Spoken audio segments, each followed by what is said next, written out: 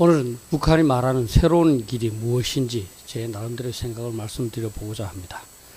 김정은은 2019년 신년사에서 미국이 일방적으로 어떤 것을 강요하거나 제재와 압박을 계속할 경우 부득불 나라의 자주권과 국가의 최고 이익을 수호하고 조선반도의 평화와 안정을 이룩하기 위한 새로운 길을 모색할 수밖에 없다고 말했습니다. 또 김정은은 2019년 4월 12일 최고인민회의 시정연설에서 북미 간 협상 시한을 연말까지로 제시하면서 미국이 새로운 세법을 들고 나오지 않을 경우 북한은 새로운 길을 가겠다고 공언했습니다. 그래서 지금까지 북한 관리들은 남한이나 미국이 그들의 의도와 어긋나게 어떤 조치를 하면 새로운 길을 가겠다고 위협했고, 남한 내에서도 북한이 하는 대부분의 행동을 새로운 길과 관련시켜서 해석하는 모습을 보였습니다. 그러나 현재 상황에서는 누구도 북한이 말하는 새로운 길이 무엇인지 알 수가 없습니다. 북한은 나름대로 다수의 방안들을 마련해두고 각 방안들의 장단점 평가를 하고 있을 겁니다만, 한국에서는 그것이 무엇인지 판단해서 대비하고자 하는 노력조차 기울이고 있지 않습니다. 이에 관심을 갖는 사람들도 북한의 새로운 길이 무엇인지 분명하게 제시하는 사람은 없습니다. 이러한 점에서 제가 이전 유튜브에서 언급하였듯이 한국 내에서 북한을 손바닥 보듯이 잘 안다고 생각하는 자칭 제갈공명파는 실제로는 북한을 잘 알지 못하는 가똑똑이인 것입니다. 그들 진정 제갈공명이라면 북한이 다음에 무엇을 할 것인지, 즉 북한의 새로운 길이 무엇인지 정도는 알아야 하는 것 아니겠습니까? 현 상황에서 명확한 정보 없이 북한의 새로운 길이 무엇인지 알 수 없고 육감에 의하여 어떤 것이라고 단정하는 것도 위험하고 무책임합니다. 국가안보는 우리의 생명이 달린 중차대한 일이기 때문에 도박해서는 안 됩니다.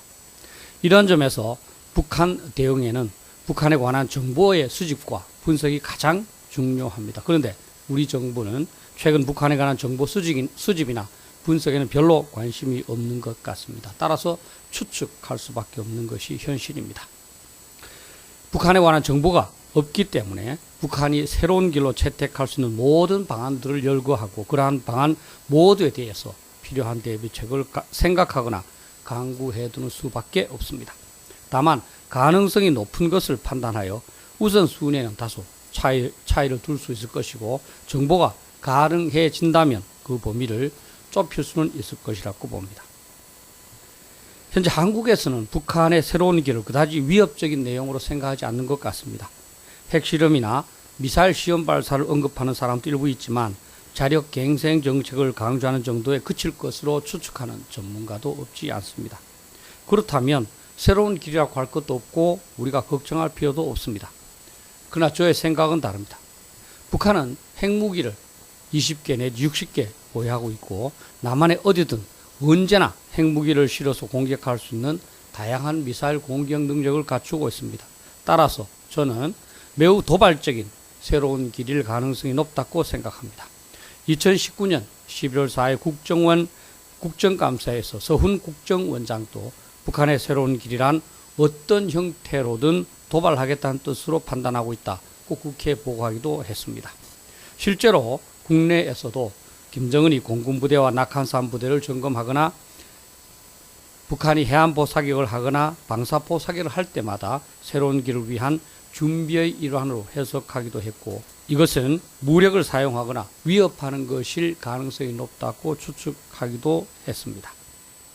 저도 확신할 수는 없지만 북한이 선언한 새로운 길은 미국과의 비핵화 협상을 끝내겠다는 것일 것이고, 그러면서 자신이 핵 보유국임을 선언하면서 과거의 무력 대남적화 전략으로 복귀하겠다는 점을 천명할 가능성이 높다고 생각합니다.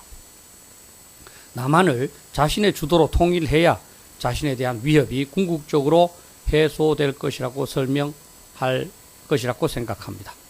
더욱 심각한 점은 북한이 이러한 내용을 선언하는 데서 그치지 않고 남한이나 미국을 향해서 남한에 대한 공산화 통일 전략을 실현하기 위한 어떤 도발적인 조치를 실행할 가능성이 낮지 않다는 겁니다. 말로만 하는 것은 미국이나 한국이 심각하게 받아들이지 않을 것으로 북한이 생각할 것이기 때문입니다.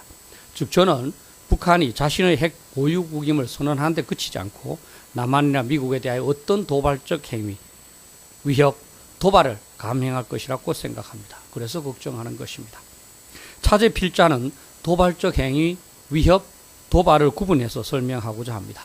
정경두 국방부 장관이 북한의 미사일 시험 발사가 도발이 아니라고 답변함으로써 도발과 도발이 아닌 것에 대하여 다소 혼란이 발생한 상황이기 때문입니다.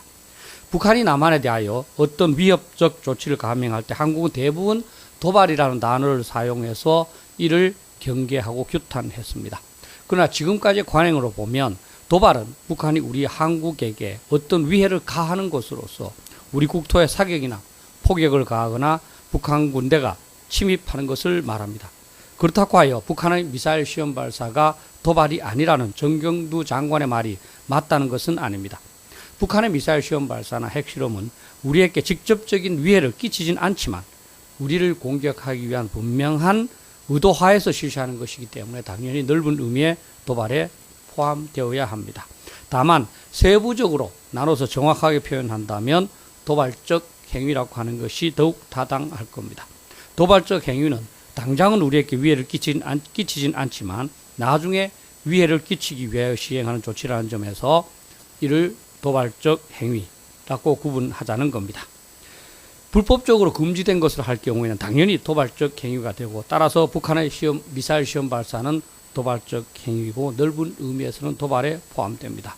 그리고 물리적 행동이 포함되지는 않지만 이것을 전제로 하면서 어떤 요구사항으로 압박하는 것은 위협으로 구분할 수 있다고 봅니다. 북한이 어떤 도발적 행위, 위협, 도발을 새로운 길이라는 미명하에 자행할지는 누구도 알 수 없습니다.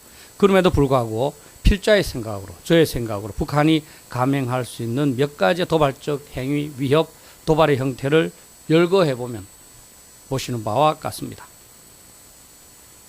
이 중에서 가장 심각한 것은 도발이기 때문에 저는 이것부터 설명하고자 합니다. 이러한 도발이 발생하면 한국은 국가의 생존을 걸어야 할 정도로 위태로운 상황이 되고 따라서 최우선적으로 검토할 수밖에 없습니다.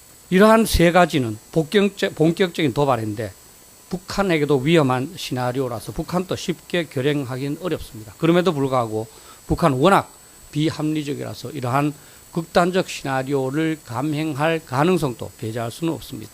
이 세 가지 중에서 한국에 대한 전면 공격을 시도할 가능성도 완전히 배제할 수는 없습니다. 다만 그렇게 하려면 북한도 적지 않게 준비해야 하고 실패할 경우 북한의 생존도 위태로울 수 있습니다.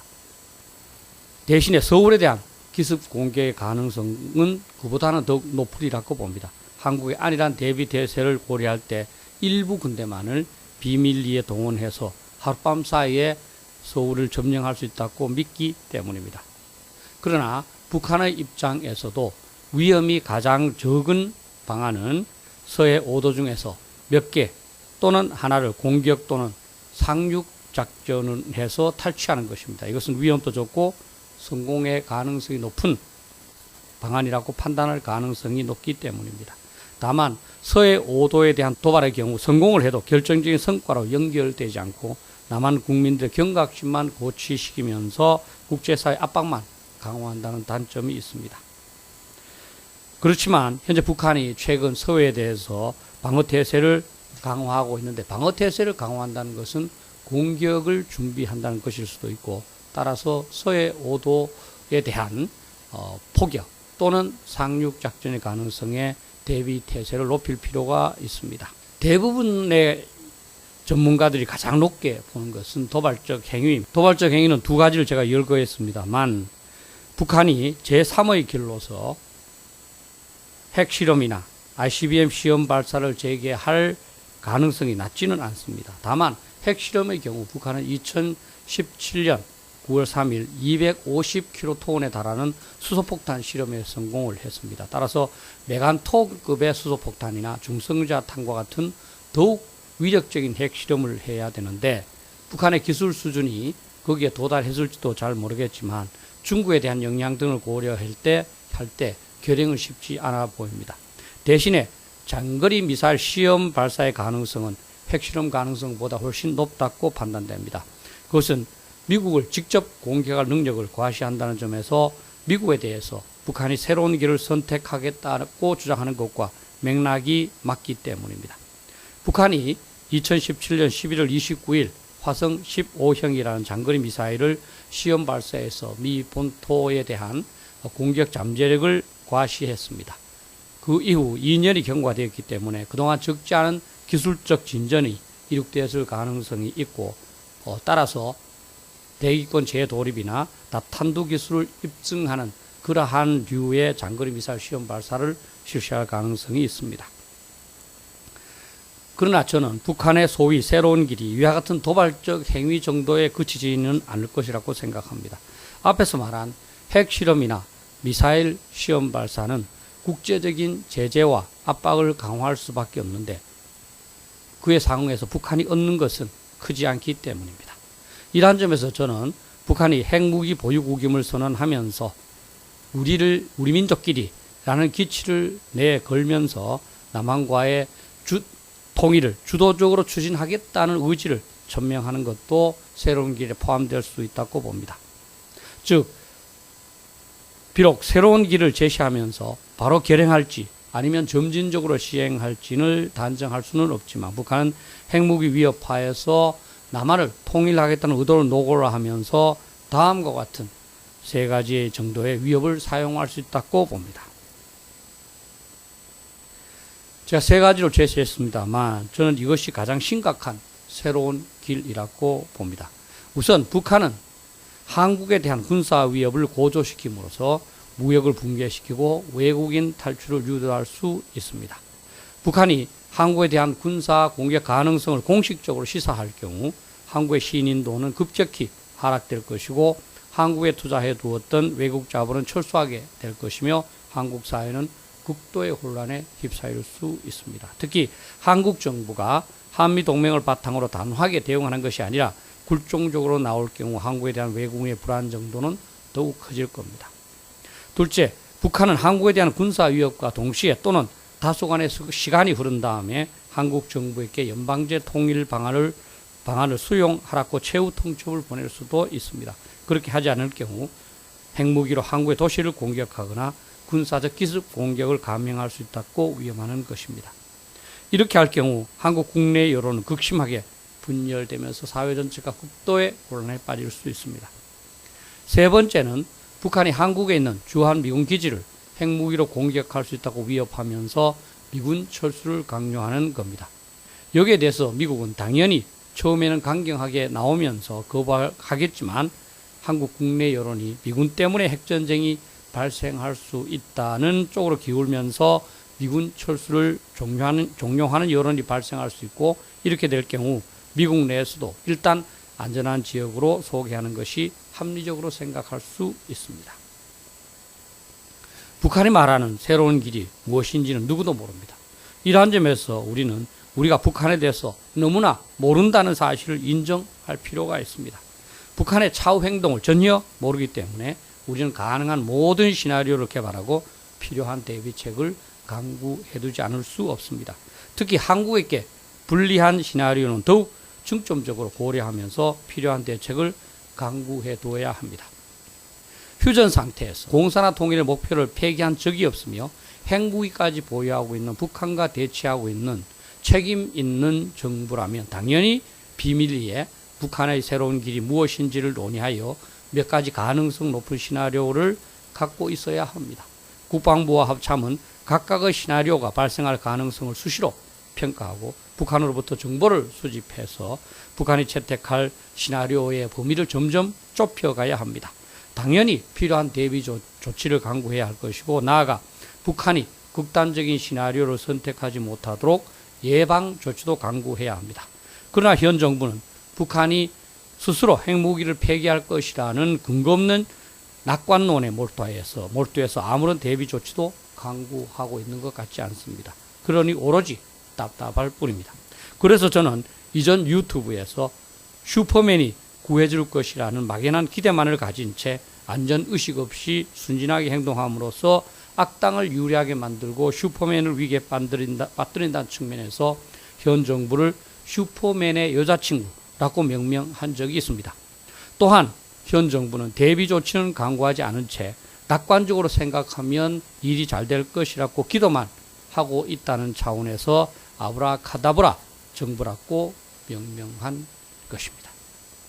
국민 여러분들께서 현실을 냉정하게 깨닫고 정부에게 비판할 것은 비판하고 요구할 것은 요구함으로써 공산화와 같은 최악의 시나리오를 예방할 수 있었으면 좋겠습니다.